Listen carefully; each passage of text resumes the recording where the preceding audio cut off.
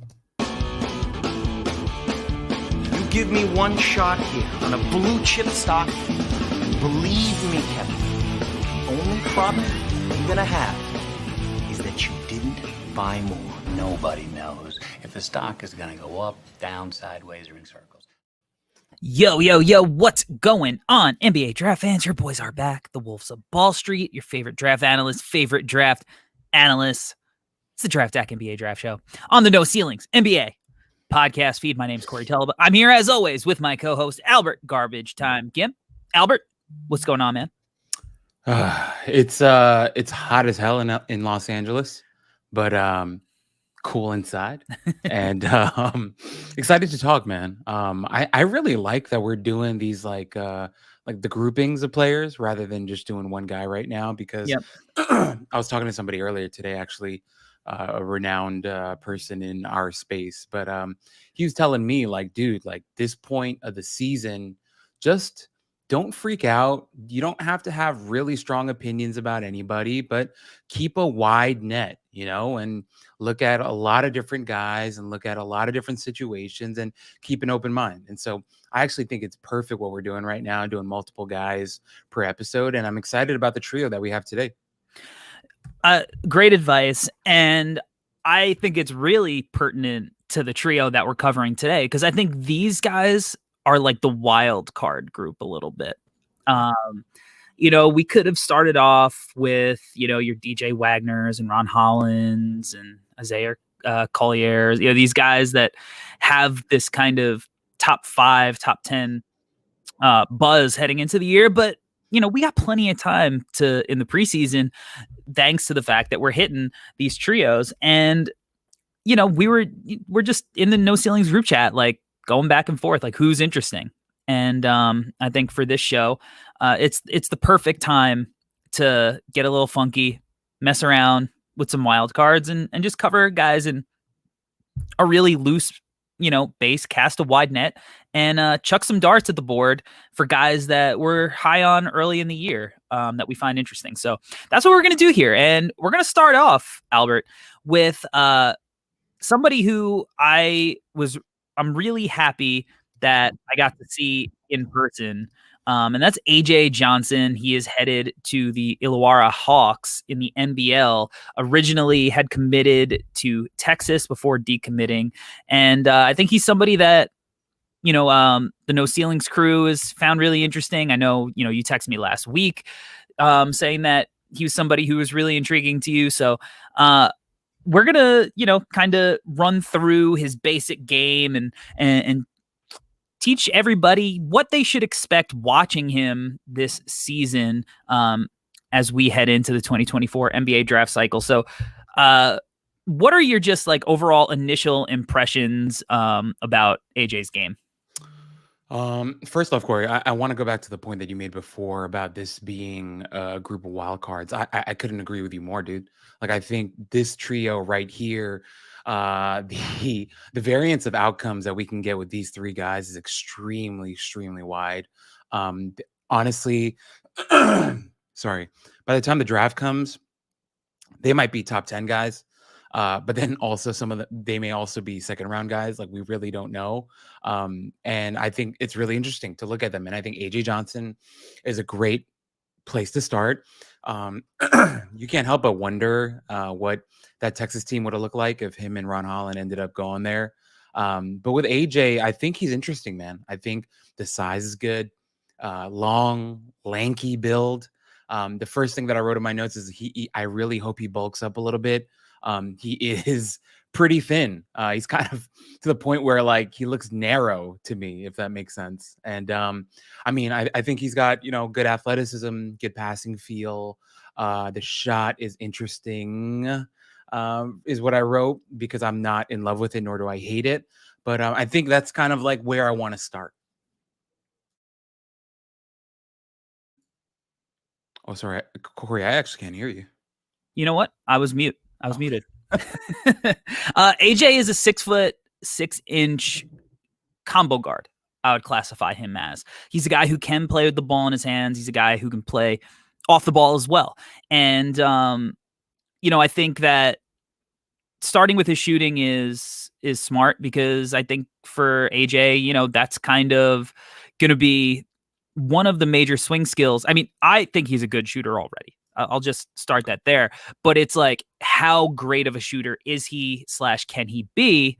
Because if he's a great off the bounce shot maker, it raises his ceiling, especially in a draft class like this. Now, I'll say, like, I got a chance to see him up close at the Iverson Classic.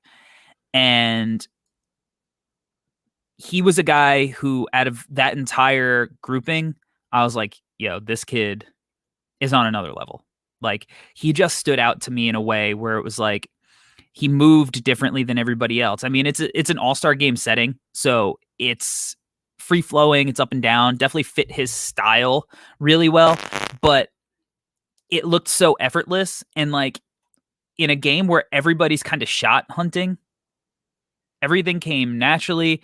It flowed. Like, he wasn't forcing his shots, but he was still getting off when he had the ball. And he just didn't have to work as hard as everybody else to get these looks off.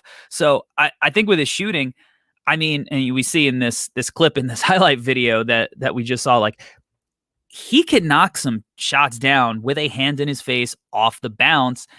And I think that is an integral skill for a shot creator. And it's one that some of the other guards in this class don't necessarily have in their bag in the same way that AJ does. So you said that you don't love it, you don't hate it. What are your concerns, or what do you like about it? Take me through why you have these feelings with his shot. I'm so sorry. I feel like mechanically, I really like the shot a lot. I think where I want to see, not that I'm even questioning it or doubting it, I want to see what it looks like in the NBL against tougher competition. And I want to see him do it more off the dribble, is kind of where I'm at.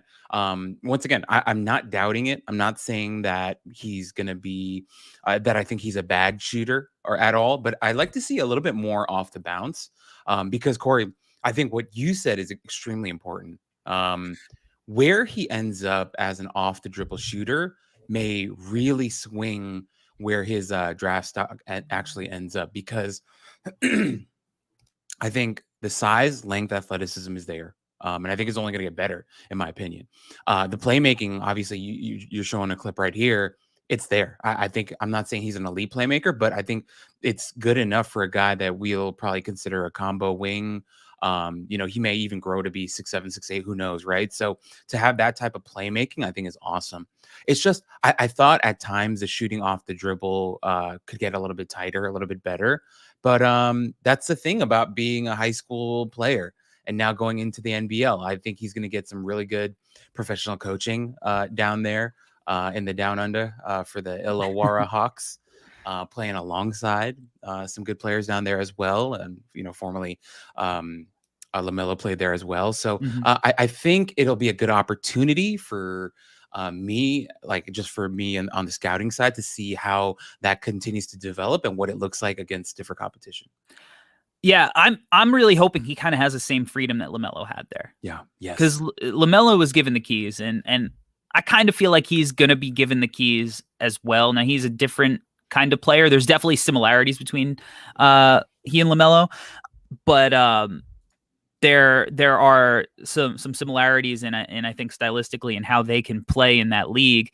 And LaMelo had free reign, boy. Now I think that's going to be good for him, because I think he needs those reps. The shot creation, I mean, I think he can certainly dance with the ball and get those shots off. He's got a quick trigger. I think he shoots a smooth ball, but I think, like, that's kind of like end of shot clock stuff. Like, when he does that, it's very Jamal Crawford-esque.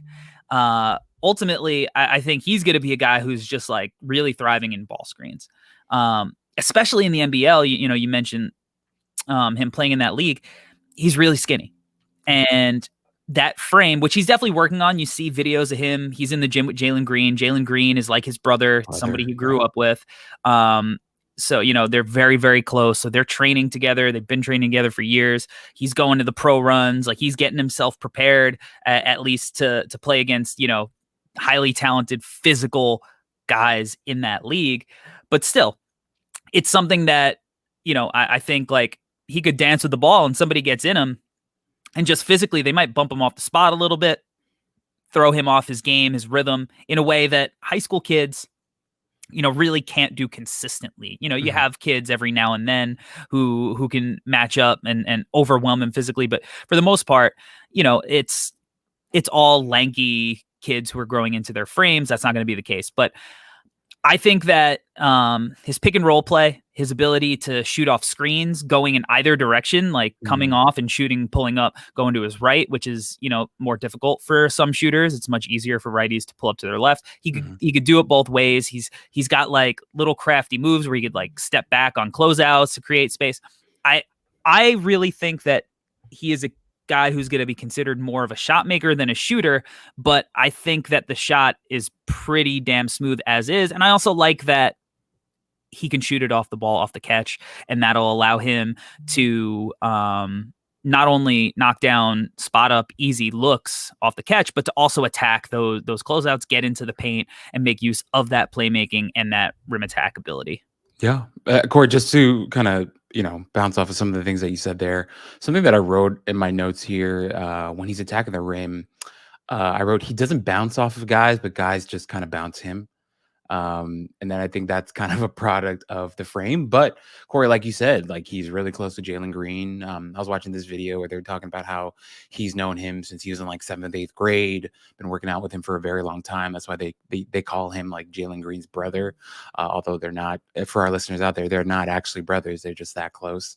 I want to make that clear for you guys. But yeah, I'm with you, Corey. I think the passing feels really good. I think the shot, I'm with you once again. Like I'm not a hater of the shot. I just want to see it against a little bit harder competition, and what it looks like against more physical defenders and how he gets it off and stuff like that. But yeah, and Corey, I did want to say, like, I know he's called like Jalen Green's brother, so people will talk about that. I wanted to ask you, what type of athlete do you think he is? Because when I was watching, I thought he was a good athlete. Now, growing up, even in our Korean American context, we had some really athletic dudes. And I think back to one of my buddies in college. His name was Andrew. And wow, man, he probably maxed out at like 150 pounds at like 5'7", 5'8". But he would just glide in the air, could dunk, could grab the rim 2 hands, like no problem at all. And watching AJ Green, AJ Green. Now I'm mixing the two. I'm going to the NFL. But AJ Johnson, maybe it's also because I saw Bengals on the screen before. But AJ Johnson is clearly a lighter guy. He is athletic. I'm not saying he's not an athlete, but I wondered, to what level do you see his athleticism? Because I thought he was a good athlete, but I didn't see elite athleticism. But also, I might just be kind of in my head about it. So kind of wanted to pick your brain. No, I don't think you are at all. In my nose, I literally have good athlete. Okay. I think he meets the requisite athletic thresholds to not be athletically overwhelmed as he goes up levels. Okay. Now I think he's one of those guys, like he's long and lanky. Yeah. I don't know what his wingspan is yet. That information for high school kids is typically pretty hard to get. But I think that he's one of those guys that, because he's so long, he can kind of, when he's dunking, maybe it looks like he's got more vertical pop than he does, because, he can kind of almost dunk on the way up sometimes. But, he could throw a windmill down. And when he's got space, I think he could really take off. But I just think as he gets stronger, as he starts putting muscle onto that frame, and healthy muscle, and muscle with direction, not just like getting in the weight room aimlessly to get, like actually having professional strength training programs to make him more athletic, I think you'll see more of that. And I do think that, he's going to put some people on a poster at times. I don't think it's going to be a consistent thing, but like, if he gets stronger, I do think he's got the ability with a runway to like get up to a point where it's like, if you're late, you might end up on that poster. What I'll say is, though, like, I don't think the bounce is super important for him, because I think he's very skill based. I think that athletically, the area I want to see him improve on the most is kind of like that first step burst. Because like, I don't think he's slow. I think he has some quickness, but I think that if he can master that kind of like slow to like lightning quick, I'm not saying he has to be Amen Thompson or anything, but just really, really expanding on that burst, like a track athlete, shooting off the line. I think that would really help him as he goes up levels. And I think it's somewhere he can get to. But I think he's just a good, not special athlete. And I think it meets the requisite thresholds. I'm with you, dude. I'm with you. That's what I wrote. I wrote the same thing too. I think he's a good athlete. Didn't see anything that was great. But Corey, I think the point you made after that is important too, where maybe he doesn't need to be an elite athlete, especially if most of his games can be predicated on his skill and the finesse part of his stuff. And I was reading the Athletics 2024 mock draft, and they were saying how he needs to work on his mentality because he's more of a pass first guy than a shoot first guy. And I was like, well, I think I disagree. I kind of don't mind that he's a pass first guy because I think it's really cool to have a 6'7", 6'6" initiator that, is looking to keep his teammates involved and pass the ball. Now, of course, like if he, if they think that he needs to do more of the scoring, but like at the same time, like I don't see it as a major issue, especially at his age. Like I'd rather have a guy like this who is a pass first guy who's looking to be selfless and get everyone involved, and then continues to work on his scoring game as his body fills out. I think I'm totally fine with that as well. So just kind of wanted to throw that in there because I don't see it as a major issue. I also don't necessarily know if I would classify him as pass first. I don't know if I would classify him as shoot first. I think, but I don't think I would classify him as pass first. I do think that some of the teams he played on, like he almost had to be shoot first, like on that Donda team, like Rob Dillingham, another kid who's going to LSU. Like if he didn't shoot first, like my dude was not getting the rock back. Like he ain't getting it back. On SoCal, he's playing with Garway Dual, who we really like, who really showed out at the Hoop Summit. And Dual was the point guard on that team, right? Like AJ was kind of the off guard. So, I mean, I actually, as far as his playmaking goes, I think that he's shown a really high knack for either like getting into the paint and making those like last second, like collapse of defense, improvise and hit like a cutter or a shooter, or even like coming off a ball screen and hitting that little like wraparound pass for like a pick and pop. Where I think that I want to see him improve as a playmaker is making those next level reads, like the consistent, like I'm coming off the ball screen to my right or my left. I'm pulling the help side to split the court, and now I can make those weak side hits consistently. That's where I want to see him improve on, and I think the NBL, it's going to be a good place for him to kind of work on those skills. But yeah, it's hard for a guy like him, 6'6", 6'5", 6'6", 6'7", whatever he ends up being by the time he gets drafted. Yeah, even if he is pass first with those shot creation skills, I still think that's a really valuable guy. Yeah. No, I 100% agree. 100% agree. Now, my major concern with AJ, especially going to the NBL, which is a physical league, is the rim finishing. Because he is skinny. Even if he's working on his body, it's not like that transformation is going to be complete by the time that league starts playing and finishes its season, right? Like this is a young kid who's going to have to put a ton of work into that. I think he's got these crafty, Euro steps and getting into the lane and the touch stuff. When he's got to go into someone's chest, you've said it, he gets moved off his spot. And I think that's going to be an area that we perceive as a weakness, because right now it is a weakness for him. He doesn't have the strength to consistently go into people and handle that physicality and draw a ton of free throws and do that consistently. So that's kind of what I'm going to be interested in watching, is just how like those rim percentages end up, and how that is perceived by like the scouting community as like, are we going to overreact to it if he's not finishing at the adequate level? and we're going to drop him a ton, or, are we going to give him some leeway because he is playing in a pro league? That's kind of like, is he going to be LaMelo or RJ Hampton in perception is kind of where I'm at. Yeah, I mean, I said it before, I'll say it again.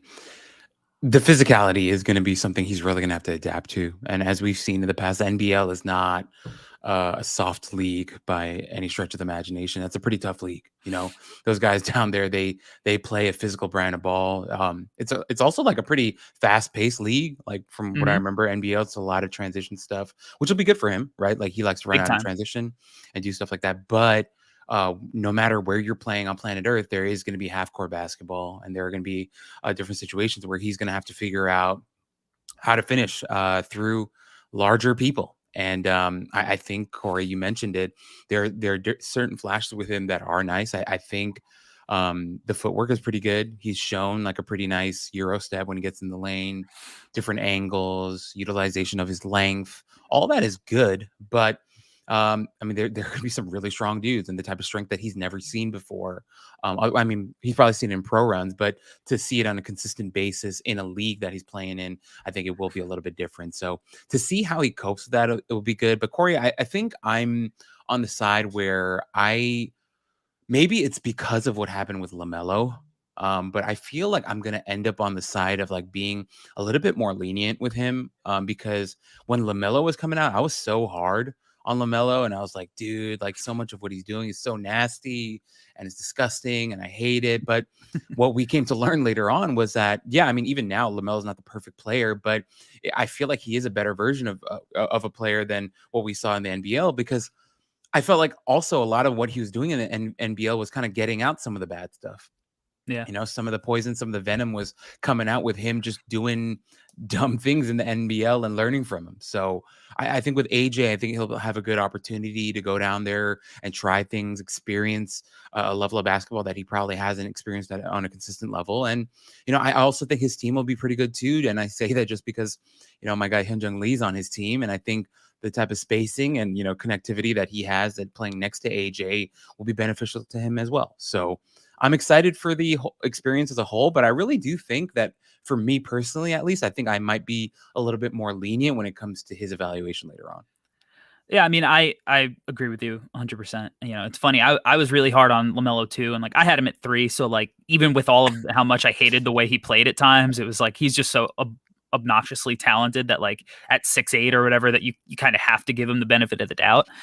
But I definitely think that is gonna be like, all right, we hated a lot of the stuff that he did, but he was experimenting. It's almost and it's something that I've like carried over to like how I evaluate like overtime too. Like when there's not a lot of structure, you can't learn everything, but I think there are things that you can learn because they're getting to like experiment in ways that maybe he wouldn't have if he stayed committed to Texas. Right. And he'd have to play much more structured, and that would be good. There are things you can learn like that, but there's also stuff that you can learn pushing your boundaries against grown men. So I'm really excited to see how that goes. Where do you have AJ like right now? Like obviously, our boards are very fluid. So, I don't think that you need to give me like a exact ranking, but like where, like what kind of range are you thinking about him kind of preseason? So something I mentioned before is that like my big board isn't necessarily a big board. It's just like a list of names, but I just looked at it and I started laughing because I have him right behind Justin Edwards, but that is not, that is not an accurate representation of where I have AJ Johnson. That's just how my list looks right now. I think right now, with how excited I am about his game, although I feel like I haven't sounded that excited about him on this pod. But no, I like him kind of like in my top 15 right now is kind of how I feel. Where I feel like I could even push him higher or push him lower. I feel very kind of in the middle, which is why I feel like 15 is a nice place, because I see him as a first round talent, but I feel very weird about where I think he's going to end up on my board. So right now I would say like top 15 ish. Yeah, I think I have him at like 5 or 6, but like a weary 5 or 6 just because of the NBL thing. Like, and until I see his role, like I don't want to get like too overly excited about it. And I think that like going back to the frame, having, we'll see how the defense looks there. Can't look worse than LaMelo's did. So that'll be good at least. But yeah, I just, he blew me away at the Iverson Classic, man. Got it. Like, and he's undoubtedly gotten better since then because he's been working. So I just think the trajectory that he's on and the raw talent, and like if he just ends up somewhere where they can really mold it, and hopefully this year this is one of those spots.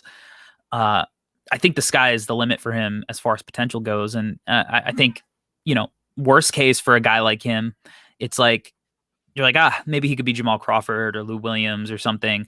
So I think he's got the size and the length to, as he does fill out, like at least he could have some, positional versatility. So I'm kind of in on that right now. I think that his potential's through the roof. He could be a big time riser, but I'm not married to the ranking of any of the guys that we're covering today. So let's hit on the next guy that I wanted to talk about. This is a guy that most people probably are not going to be like super familiar with unless you're a Kentucky fan, and Adou Thiero from Kentucky is somebody who, as soon as I watched him at Global Jam, I was like, this is my guy in this draft cycle. Like, I love this dude. He's going to be a sophomore for Kentucky this year. He didn't play too much as a freshman, but if you watch those Global Jam games, like this kid has got some shit to him, man. Like he really has some funk, and he's one of these guys who late growth spurt, like recruited as a point guard, like the body transformation on him. People that I've spoken to behind the scenes have told me that people within Kentucky believe he's not done growing yet. So this is a guy who right now, I think he's about 6'6", that you can envision, like, if this kid gets to 6'8", now we're talking about like one of these crazy versatile wings. So what was your first impression of Thiero? Well, first off, Corey, when you first brought up Thiero, I think it was a couple of weeks back in our group chat, I did a little deep dive. I watched his freshman season at Kentucky, which took me about, 4 or 5 minutes. Didn't play much for Kentucky last season, right? So essentially it was like a redshirt freshman year for him. But something that needs to be mentioned is from the time that he arrived in Kentucky till now, it's been reported that he's added about like 37 pounds. Just pretty insane. I've seen photos online of what he looked like when he first got there to what he looks like now, and it's like incredible how much mass he's added. So he's kind of he's like, you look at Thiero and then you go, okay, hopefully AJ Johnson can have that type of transformation as well. Maybe not 37 pounds, but even if it's like 17 pounds, we'll take that. But yeah, okay. So the first thing with Thiero is that this guy is in some ways, not a 1-for-1, but in some ways he feels like a modern day Junkyard Dog for me with how hard he plays. This is a guy that shout out Jerome Robinson. Yeah, Jerome Williams. But Jerome Williams, sorry. Yeah. not the Clippers bust.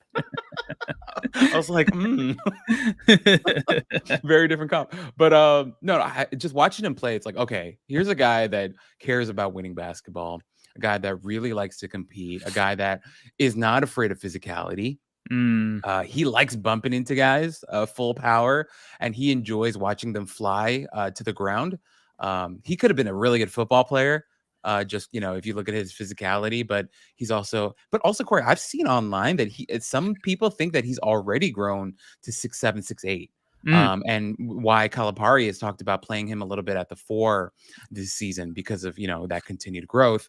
But yeah, Corey, I think the first initial thing that jumps off the page is the competitive spirit this guy has. Like, he plays really, really, really hard. And on the defensive side of the ball, I thought there were a lot of things to like, but I think this is a good place for you to kind of take over. I had some questions about his offense, right? But I would like to hear kind of, because I haven't even heard like why you like him. So this might be a good time to kind of hand it over. So I think this is a guy that if you're just like on synergy watching clips of DJ Wagner and Justin Edwards, like, you miss on. Like, if you're not watching full games, you're not going to notice a guy like this necessarily. But when you watch the tape, there is this like undeniable feeling that you have as far as like how he can impact the game in a whole bunch of ways. And he's just one of these guys that, like, you just saw it on the clip here, like running in for the putback, finish. Like, he just makes winning plays all over the court. Like you said, he finishes through physicality. Like, he is fine with you trying to contest his shot. He's got this really nice hang time in the air, and he'll finish through that contact. You're not going to bump him off the spot. And if you do, like, it was a hard foul, he's going to the line and he's going to get right back up. There's a toughness to him. And when I look at all of the things that he offers, you see the shades of the point guard that he was recruited as, because I think that he's a crafty passer. He'll throw a hit ahead. He'll find cutters. I don't think that he's a guy at Kentucky that you're going to see like initiating pick and roll, like you said. Like, I think he's somebody who's more of like a 3. They're going to utilize him as like a 3-4, but like a toolsy one. So you're going to see flashes of those passes, and like it wouldn't shock me at the next level if you do see him running pick and roll. But he's a guy that I think is going to attack closeouts, get downhill to attack the hoop, and he'll go and finish. But he's also perfectly fine making that kick out, and I think he's got a high IQ, a good feel for the game. Offensively, and he just does all the little things that are really going to stand out. The shot is the swing skill, right? Like, he shot 33% last year on really low volume, 70% at the line. I think he maybe hit 1-3 at Global Jam in the 4 games. So you got to buy into the shot a little bit for him to be like a lottery riser of sorts. Like, because I think he's a top 20 guy on my board coming into the year, like maybe even a top 50, like probably a top 15 guy. Sure. I think that there's a chance at the end of the year he's the second best prospect on Kentucky. And I know you're like, oh, they got Rob Dillingham, they have DJ Wagner. Just like, I just think that this is a guy that he doesn't have to be a superstar. So maybe you don't draft him so high because of that. But when we talk about like what a guy like him can offer the next level, I just think he does so much. You see him moving off the ball here, cutting in for the dunk. Like, he doesn't need the ball in his hands, but he can play with it. So as long as he just knocks down spot up shots, we're not going to see him at Kentucky next year, shooting off the bounce shots, knocking down threes when guys go under pick. That's not what we're going to see. But if he is just adequately knocking down open spot up jumpers that'll allow teams to force him to put the ball on the deck, like where they just got to they're going to close out to him, he's going to be able to take advantage of that and use all of the skills that he has. So also great offensive rebounder. Like, he sneaks in, like, and then defensively, like, I think he can guard multiple positions. He's strong enough with all that mass he talks about him putting on that he's going to be able to guard up. He's got quick hands. And then the weak side rim protection stuff is sick.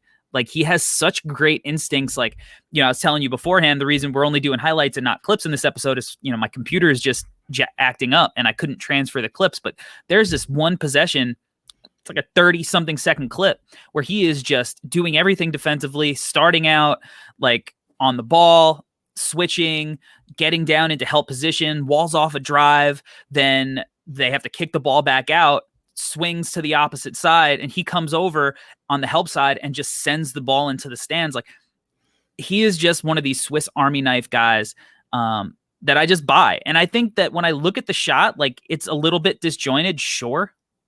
And like, it doesn't always move synergistically, but I think that each individual aspect of it is like workable enough and smooth enough. Like, it doesn't seem like it's a touch issue necessarily. It just seems like, let's get this guy some reps, which he didn't really have last year. So he's so fun. And I just think he's going to be one of those guys that you can't keep off the floor because he impacts the game in too many ways. And it doesn't matter if, Kentucky wants to play, Bradshaw and Avicic, at the 4 and the 5, he could slide to the 3, like, if Edwards is on the floor playing the 3, like, I don't know, put him in the backcourt. Like, it doesn't matter. Like, just put him on the court and let him be a basketball player. No, that was a great answer. I think for me, Corey, like the main thing that I wanted to hear from you was like where you saw his upside, right? And I think for me, the biggest thing that I wrote in my notes is like I think right now he's further along defensively than he is offensively, which is okay. That's not like a terrible. That's not me, putting an indictment on his career saying he's never going to be an offensive player. I just loved what I saw defensively. I love the activity, like we said, the competition, the size, the length, the strength, all that stuff was there. And then what you talked about, right, instinctually with him was really, really good. I think for me with the shot, what I did right here is I am a little bit worried about the shot. I felt like there were a lot of moving parts. I felt like his follow through was kind of going a hard right on a lot of his shots, kind of like a gooseneck, but like one that's like looking over its right shoulder, was kind of something I put there. But the thing you said, Corey, like the influential aspect, watching the global jam, whatever. Also, why do they spell it like that? Global, was something that I was thinking about. But I 100% agree, man. Watching those games, like you feel his influence on the court. Last week, Paige clipped a little thing of me talking about Elliot Cadeau and him being an influential player. I think Thiero is also an influential player, just a different type of influence, right? Where Cadeau is kind of like a puppeteer. What do you call it? A marionette? Whatever. Yeah, marionette. Yeah. Fiero's not that, but he's a guy that like he's like like one of my buddies recently over the weekend. He had been keeping a cooler in his car, and there was like water in the cooler, and then his car started to smell like shit, and then he realized that the water in the cooler went bad, and like the smell just permeated his car, and it smells disgusting. Not to say that Thiero is a disgusting type of guy, but he has that type of influence, I think, where it's undeniable, where you can't help but notice it because of his aura and his presence and how he carries himself and how he plays and how competitive he is. And Corey, also something with him that I liked was I thought offensively, like when he started going downhill with the ball, I thought he was really explosive. Like I actually thought he had a really good first step, and like he's like dribbling and then suddenly he's in the lane. And I was like, oh, damn, like that looks nice and was really quick. So I'm with you, man. I think Thiero, like we just have to look at him almost as an incoming freshman, because just look at last season as a redshirt freshman year. He was pretty much with the team, but didn't get to play much. I know when Severe Wheeler went down, he played a little bit more, but still it wasn't like a lot. He wasn't playing heavy minutes. So I'm excited to see what type of numbers he puts up with this weird Kentucky team. And also with them losing Shibwe, I think they're going to depend on him a lot to rebound. Like Shibwe was such an influential rebounder. I think Thiero is going to have to be a big part of that as well. So I'm excited, man. I think he could end up being, like you said, one of the top guys at Kentucky and may end up being a better prospect than some of the other names. And they have some like weird names there, like Reeves is going to play a lot and shoot a lot. And they brought in Mitchell, that transfer from West Virginia, who's going to shoot it a ton and, do stuff. So I don't know. Yeah. They're going to be interesting to watch. Yeah, no doubt. Definitely forceful driver. When he gets ahead of steam, like he's coming to tear the rim down. He doesn't care if you're in the way. He'll get fouled. He'll take that contact. A stud in transition. Yeah. Like just absolute beast there. I like that he can grab and go and take it himself. I just think he's going to make other guys better. Like, I'm not saying he's the exact guy. And I think when that I'm about to kind of compare him to, but I think, and also, when one of these guys has like a lot of success, we start comparing like everybody, trying to find the next one. But like, and he's bigger, so and might grow to be bigger too. But like Bruce Brown, he's just like this glue guy who like does all of these little things that makes other guys better. And I think that that's what Thiero is going to be for this Kentucky team. He's just going to be a guy that allows everybody else to be themselves, because he's a low maintenance, high energy, just dude. And, that's what I really like about him and his game and why I find him to be so interesting. Right there with you, man. I'm excited to see it. Yeah.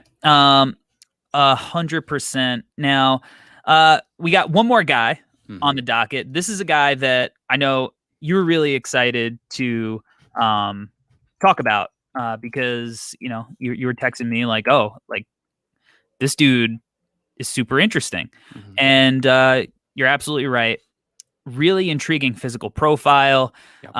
We're talking about Kwame Evans, Montverde. I don't know, wing, big. I'm not really sure even like how to classify him positionally, but just a really really interesting NBA prospect with some pedigree. And another guy that I got to see in person a couple of times this year. I saw him with Montverde, and then I saw him at the Iverson Classic again. He's headed to Oregon to play with Jackson Shelstad, who's somebody that we really, really liked at the Nike Hoop Summit. So what has been so intriguing to you about Kwame Evans? I think he's weird to me. And when I texted you, I was like, he's a lot of fun. But the more I think about it, like he is fun, but he's also funky. He's kind of Yeah. weird. It's hard to I can't even really think of a good comp for him right now. Just like the way he moves at times kind of reminded me of slow-mo a little bit, but then also not, because like sometimes there are these like athletic moments with him where I'm like, hey, where did this come from? Like there's a fluidity to his game, which is really interesting. He's also huge. He's like probably gonna be like, if they measured him today, he's probably like 6'9, 6'10, big Yeah. dude. Listed at 6'10", I believe. Yeah, I think he's weird, but the biggest thing that I've been thinking about with him is I think he was carrying some baby fat. Mm. Like I think he was still like 17, 18, still hasn't like fully reached his athletic physical peak yet. And not that I'm saying he's fat, but you get what No, I'm saying. Like he's not like he's he not doesn't have toned. right. He's not toned. He's Yeah, not like yeah. ripped up. Like some guys just naturally look kind of like shredded at that point. Like he's got the kind of frame that you would expect somebody to like kind of look like muscular. Yeah. You know, Yeah. and he doesn't have that. He's a high school kid. Yeah, I remember Baron Davis telling a story about how in high school he would play like pickup with Paul Pierce, and like after games, Paul Pierce would run like all day long and then eat like 12 cheeseburgers on the side of the court, right? And like, like Paul like never had muscle definition, but was always like a really tough player, and like in college and even early on had athleticism. But I think with Kwame Evans Jr., whatever, I think he's got a little bit of that. Not that he's gonna like never have tone or definition or whatever, but I think like what we saw in high school was like just not fully developed yet, right? So I think in terms of his physique and stuff, I think it's only gonna get better. He looks like a guy that I think is gonna add muscle. He's got like a little bit of like longer leg syndrome, a little bit, where like sometimes the way he moves around the court, it seems like he's just like kind of waddling and sticking his butt out.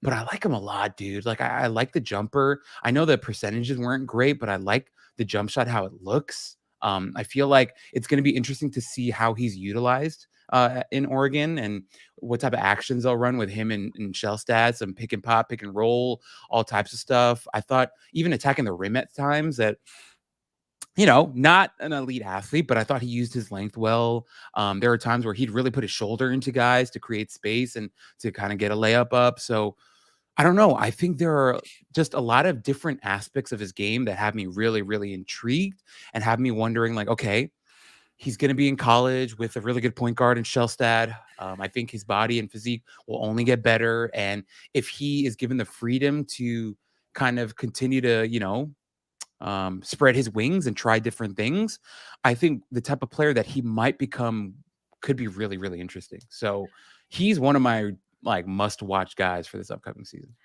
Yeah, because he's got the size and seemingly it looks like the length that like you could envision him playing like small ball 5 in the NBA. Yeah. In a lot of ways, like his frame and like it kind of reminds me, and the way he moves even reminds me of like Ben Simmons. Okay. Now obviously like Ben Simmons was pure point guard, like ball in his hands guy, and that's not Kwame, but like Kwame Evans in transition with a head of steam, like he is a perfectly capable ball handler. Yeah. And he's got some funky playmaking ability.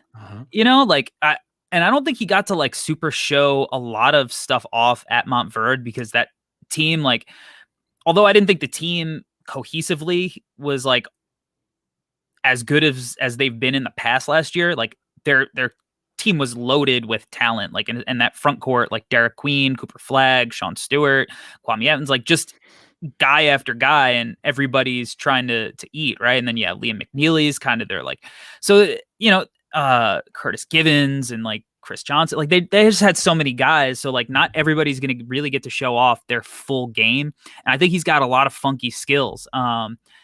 So when you picture him at like 24, when he is a little bit more toned and like honing his skills, like you can really talk yourself into him being like one of the like most intriguing upside guys to come out of this class, just because there's not a lot of guys who move like him at his size. He kind of is like a wing, but is also like kind of a big. So like you said, he's funky. Really fluid. I thought he did a really good job as a cutter and moving off the ball. You can use him as a roller. You talked about like the percentages, like he shot 19% in the EYBL, 23% as a senior at Montverde. So not great. And, I think he's got a little bit of like a sidewinder rotation. I think his hand placement kind of needs work, but I kind of want to, I hope he gets like the freedom to shoot it at the next at Oregon, and I think he will. I mean, Kalel Ware, for however weird that season was, he was shooting some threes. So I think Kwame Evans will be allowed to shoot it. I hope he does it confidently. Like there would be times like last year and in the EYBL circuit where he would like dribble the ball up the court and like shoot like an above the break three. Not always to the best results, usually not to good ones. I just read the percentages off. But like, I'm still not ready to give up on him being at least a adequate enough shooter that like it could be a part of his game. But he's just a really versatile guy. One of the things that I kind of liked and hated when I saw him live is he's got this like mid post turnaround jumper that he loves to go to. And like, I don't think it's honed enough that it's something that like he should fall in love with, but it's also like something he feels really comfortable getting to and goes in sometimes and is like really interesting if he just works on the shot a little bit to make it that valuable shot. I don't know. He's weird. He's, like you said, he's funky and he's interesting. He's in my lottery for sure. I think I have him at like 10 or 11 right now. Cause I also think he offers a lot of defensive versatility. Like, again, I wish I had the clips to show because I clipped this one possession on Elliot Cadeau where he was literally shadowing him for the entire possession. And then when Cadeau got the ball at the top of the key, like 20 seconds later, he forced him into a really tough shot over his length. And we broke down Cadeau last week, like really quick, twitchy, fast point guard. And like Kwame Evans is able to move with him. And then he's got some weak side rim protector stuff where you could see him potentially playing big a little bit. Like, he's just really versatile. So he's a fun prospect. Corey, I think like absolute 1% outcome, everything goes well. He could be I'm getting dangerous. He could be like a Lamar Odom type is where my brain is going. Like I really do feel like it's there because Odom was a guy which is why like I hesitate saying Odom because Odom was such a nasty ball handler for his size. But like also Odom was never like a lights out shooter, right? A guy with his size, length, and like he just brought so many different tools to the table, which is what made him so interesting. And he had the career that he had. I feel like Kwame could be that type of player if everything goes right. And like I'm with you, Corey. And I even like I love what you said about him defensively. Like there are times you watch him and like he can look really lost defending on the perimeter, but then sometimes it's like he'll have these flashes where it looks pretty decent too, and you're just like, okay, cool. Like if he can find a middle ground where you're not asking him to be an absolute stopper on the perimeter every time, but if he can hang a little bit, then we're talking about a really freaking intriguing prospect. So I'm with you. I really like his game. Currently, I have him at number 7 on this weird board that I have going on. So where he actually is in my brain, I'm not sure, but he's like one of the guys that like I'm really in love with right now preseason, but of course that could change. I love the Lamar Odom comp because I see it. like in transition especially. I see it. Yeah. I really like his playmaking. Yeah. Really, really intriguing. And it, it's like, I don't know, he had this one pass at the top of the key. I think he threw it with his offhand, his right hand, and it was just an absolute dime to the rim from the top of the key. And it was just, I was just like, oh, okay, like that was something. And then he's got this, like, he reads defenders when they, when he posts and they send doubles. And I just don't think, like, he had a little bit more freedom to play kind of like more wingy than big in like the EYBL. But yeah, I totally see some of the flashes of Lamar Odom. Like you said, he doesn't have the consistent ball handling to, be that point forward. But like, I think you say Lamar Odom for a similar reason to why I kind of mentioned like Ben Simmons. Like, there is that fluidity at his size that is really appealing to go along with some of like the playmaking chops. And that's Lamar Odom. So, he's got to improve as a shooter. Like, this is a guy who needs to shoot like 34% from three. Yes. And that's like, he's a far way from that right now. Like, because even his free throw shooting, I think he was like 50 something percent at Montverde. I think he was 70% at the EYBL. Maybe those numbers are reversed. So like, he hasn't been consistent as a free throw shooter. Obviously, the percentages are not great from behind the 3-point line, and that shot is going to open up a lot because he does have this really funky perimeter game. But he's a high school prospect. He's not a finished product, and he is going to be one of these guys that I think you buy into the tools, but also he might have enough without the tools that he could still find his way onto the court and develop. Because that's really important. Like, when you're buying into a tools guy, they have to have enough that they could actually develop and have some freedom. So what else do they offer? I think he offers enough of the other stuff that you can kind of be patient with the more raw skill set that he has. Yeah. No, 100% Corey. Like, he's got size, he's got length. I think watching him play defense sometimes was a little tough. If I'm being totally fair, I love the kid, but like sometimes he's just like hunched over and just looks completely lost. And I'm like, all right, he's in high school, he's figuring things out, like it's okay. But he's definitely gonna be a guy that I'm a little irrationally high on him right now, so I probably need to calm down, but I like him a lot, dude. And everything that we've said so far, that should give you reason to be excited, because now you're going to look at him in his freshman season playing there in Oregon, and we're going to see how he's utilized there, the type of synergy and, relationship that he builds with Shellstad, and the type of two-man game that they can run, and how he's utilized. All that stuff's going to be really, really fun. So once again, for me, like the tools plus his size, and I know the shooting percentages are not good, but I don't hate how the shot looks at times. So I'm going to be optimistic. I'm going to continue to stay optimistic on Kwame Evans. Yeah, I think that is a completely fair outlook, especially now at this point. Nothing concrete. He could, have a 3-game stretch to open the season where he's getting like 6 minutes a game. And we're like, all right.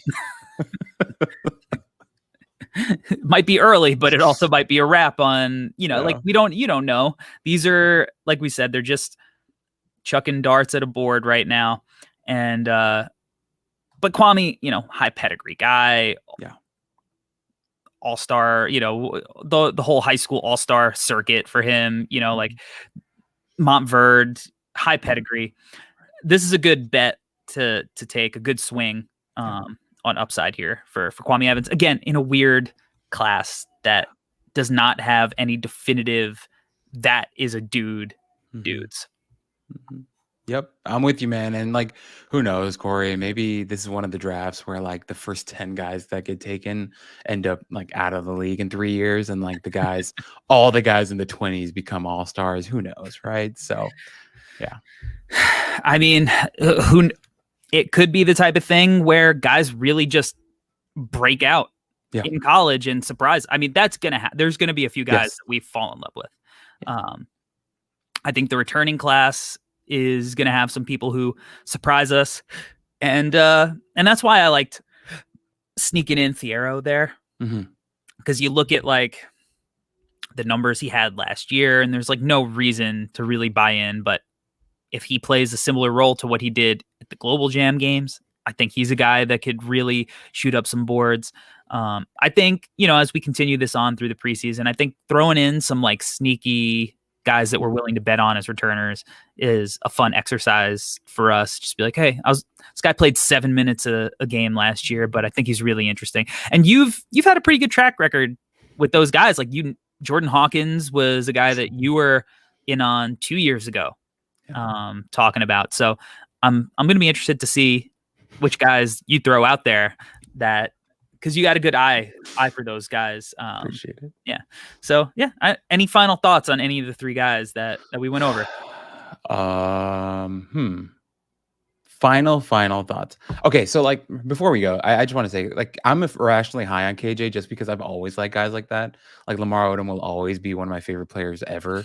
So did want to throw that in there. But Corey, like, I think Thiero is a guy that, he may not even put up huge numbers this season, but may end up shooting up draft boards just because of what we talked about today. Like, it's not always a stats numbers thing with a guy like a Thiero. So wanted to throw that in there. And this has been fun, man. I'm excited to keep doing this. I think Thiero, he could even have like a Jalen Clark type season, or a trajectory like that, like defensive kind of stopper, downhill guy whose swing skill was the shot. And I mean, Jalen tore his Achilles and still ended up getting drafted, right? Like, and he was having an amazing season. Shout out to Jalen, friend of the program. But I just, he's one of those guys that the impact is just felt. So yeah, those guys are really fun to scout. All right. Albert, tell the people where they can find you. You could find me on Twitter at Alberto Gim with an E, is where you can find me. On Instagram, I'm at GTGNBA is where I'm at. So come and find me and interact. I'm always down to talk. All right. And make sure that you smash the like button, the subscribe button if you're watching on YouTube. Make sure that you subscribe, rate, and review the show if you are listening on the No Ceilings NBA podcast feed. And until next time, we're out. Peace. Peace.